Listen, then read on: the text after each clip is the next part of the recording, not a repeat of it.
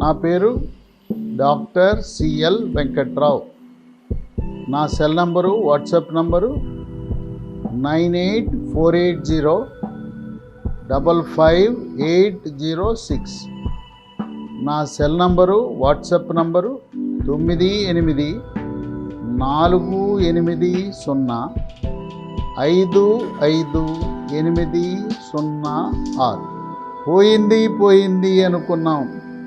ముదనష్టపు మాయదారి మహమ్మారి ఎక్కడికి పోలా, దాక్కునున్నది.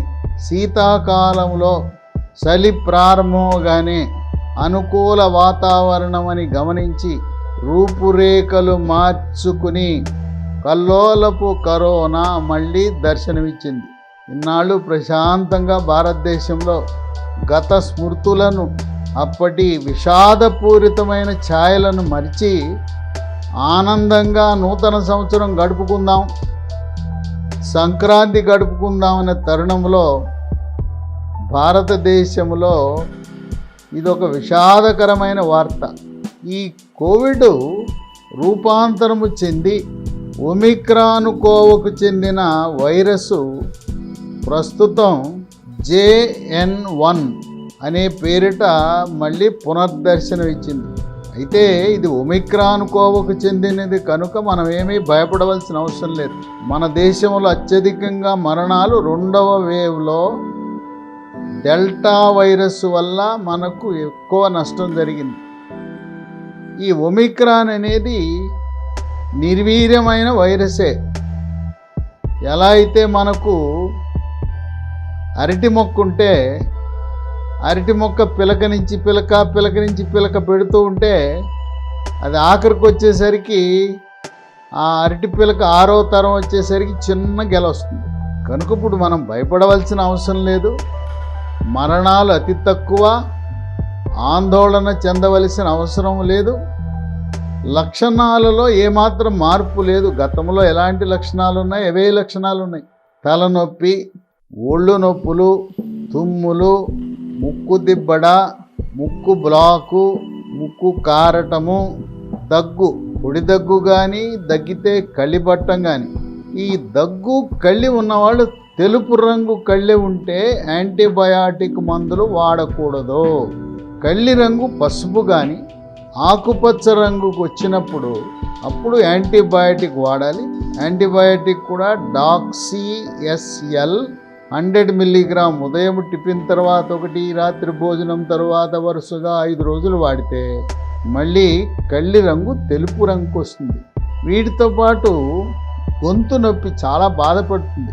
గొంతు నొప్పికి మన ఇంటి రెమెడీ, హోమ్ రెమెడీ అల్లం ముక్క తీసుకుని అల్లం ముక్క గంటకోసారి 2 గంటలకోసారి చప్పడిస్తే గొంతు నొప్పి పూర్తిగా పోతుంది. మనం తాగే నీళ్లు చన్నీళ్ళు, ఫ్రిడ్జ్ నీళ్లు కాకుండా గోరువెచ్చని నీళ్లు మాత్రమే తాగాలి. ఇక వీటితో పాటు జ్వరంతో పాటు వికారము, వాంతి, ఆకలి నశించటము, పొట్టలో నొప్పి, విరోచనాలు కూడా మనం ఈ కోవిడ్ లక్షణాలుగా భాగంగా చూస్తుంటాం. అందరికీ అన్నీ ఉండవలసిన అవసరం లేదు. కొన్ని లక్షణాలు మాత్రమే ఉంటాయి. చూడటానికి ఈ లక్షణాలన్నీ కూడా ఫ్లూ జ్వరము, దగ్గు, పడిశం లాగానే ఉంటాయి. ఈ లక్షణాలు చూస్తే ఎవరు కూడా ఇది కోవిడ్ అని అనుకోరు. అనుమానం వచ్చిన వాళ్ళు గతంలో వలె ర్యాపిడ్ యాంటీజెన్ పరీక్ష, ఇది గవర్నమెంట్ వాళ్ళు ఉచితంగానే చేస్తారు.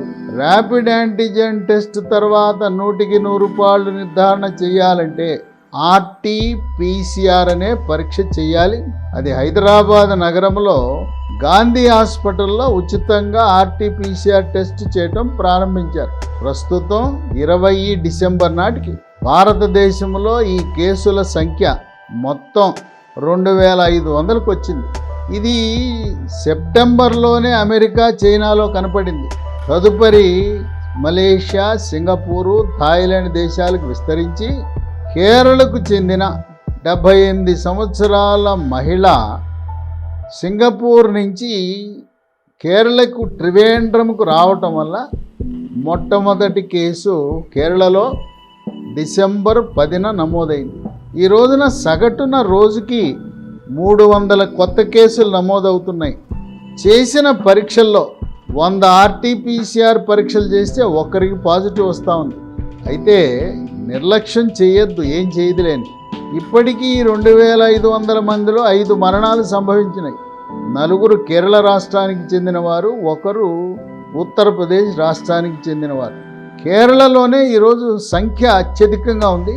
దేశంలో అన్ని రాష్ట్రాలకి వ్యాప్తి చెందుతూ ఉంది. తెలంగాణ రాష్ట్రంలో కూడా నేటి వరకు 9 కేసులు నమోదైనవి, 1 మరణం కూడా లేదు. తెలంగాణ రాష్ట్రంలో 400 RT-PCR టెస్టులు చేస్తే 4 పాజిటివ్ అయింది. అంటే 1% మందికి పాజిటివ్ వచ్చే అవకాశం ఉంది. కేంద్ర ప్రభుత్వం రాష్ట్రాలన్నింటినీ హెచ్చరికలు జారీ చేసి గతంలో ఏ విధంగా కోవిడ్ నిబంధనలు రాష్ట్ర ప్రభుత్వం అమలు పరిచిందో అన్నీ కూడా మళ్ళీ అమలు చేయవలసిందిగా, టెస్ట్ కిట్లను సిద్ధం చేసుకోవాల్సిందిగా చెప్పారు. ఇప్పటికే గాంధీ హాస్పిటల్లో 50 పడకలు, MGM హాస్పిటల్ వరంగల్లో 50 పడకలు, హైదరాబాద్లో ఎర్రగడ్డలో ఉండే ఛాతీ హాస్పిటల్లో 20 బెడ్లు కోవిడ్ సోకిన వారు అడ్మిట్ కావడానికి సిద్ధం చేశారు. అయితే దీని లక్షణం ఏంటంటే ఈ JN1 దీనివల్ల ఆక్సిజన్ శాతం పడదు, హాస్పిటల్లో చేరవలసిన అవసరం ఉండదు. అయితే కొన్ని ప్రత్యేక కేటగిరీ వ్యక్తులు ఎవరికైతే రోగ నిరోధక శక్తి తగ్గుతుందో అటువంటి వారిలోనే మరణాలు ఉంటాయి.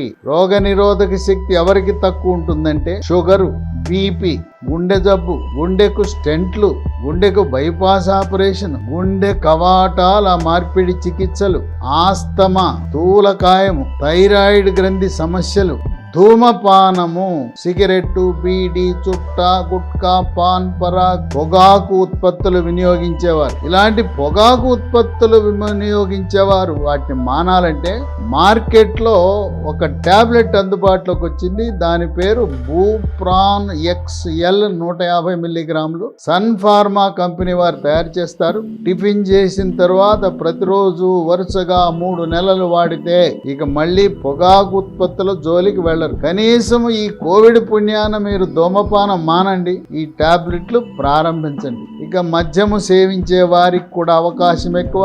దీర్ఘకాలికంగా స్టీరాయిడ్ మందులు వాడుతున్నవారు, కిడ్నీ మూత్రపిండ సమస్యలు, రక్తములో క్రియాటినిన్ పెరిగిన వారు, మూత్రపిండాల మార్పిడి చికిత్సలు చేసిన వారు, అధికంగా రోగ నిరోధక శక్తి అతి తక్కువ ఉండేది వృద్ధులకు, చంటి పిల్లలకి, అలాగే టీబీ, ఎయిడ్స్, క్యాన్సర్కి పెద్ద ఆపరేషన్ లేదా రేడియేషన్, కీమోథెరపీ తీసుకున్న వారికి రోగ నిరోధక శక్తి తక్కువ ఉంటుంది. కనుక రోగ నిరోధక శక్తి తక్కువ ఉన్న వారిలో మరణాలు సంభవించే అవకాశం ఉన్నది. ఆరోగ్యవంతులకు ఇది పెద్దగా ఇబ్బంది పెట్టదు. హాస్పిటల్లో చేరవలసిన అవసరం ఏమాత్రం లేదు.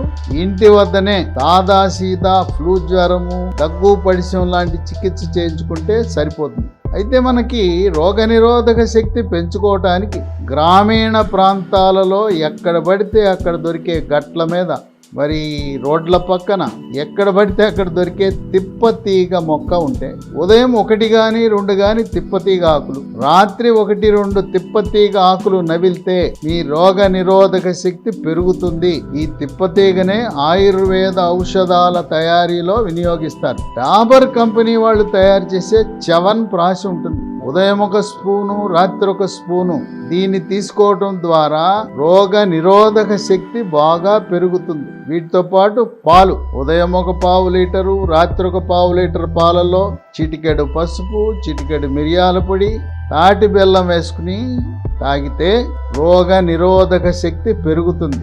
అలాగే డ్రై ఫ్రూట్స్, బాదం, వేరుశనగ, పల్లీలు, జీడిపప్పు, పిస్తా, అంజీర్, ఆప్రికాట్, కిస్మిస్, ఖర్జూరం ఇలాంటి డ్రై ఫ్రూట్స్ రాత్రిపూట నానబెట్టి ఒక్కొక్క రకానికి 6 గింజల చొప్పున ఉదయం తినాలి. ఉదయాన మొలకలు, పెసలు, శనగలు, బొబ్బర్లు లాంటి మొలకలను తినటం వల్ల రోగ నిరోధక శక్తి పెరుగుతుంది.